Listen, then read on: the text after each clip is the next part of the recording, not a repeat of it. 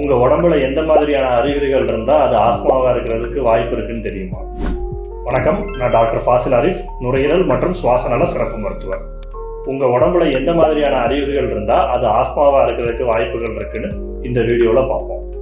முதல்ல இருமல், அதுவும் குறிப்பாக காலை எழுந்ததுமே இல்லை இரவு தூங்கும்போது அதிகப்படியான இருமல். மூச்சு திணறல், நம்ம கொஞ்சம் படிகள் ஏறினோடனே அல்லது மிதமான வேலை செய்யும் போதே மூச்சு திணறல்.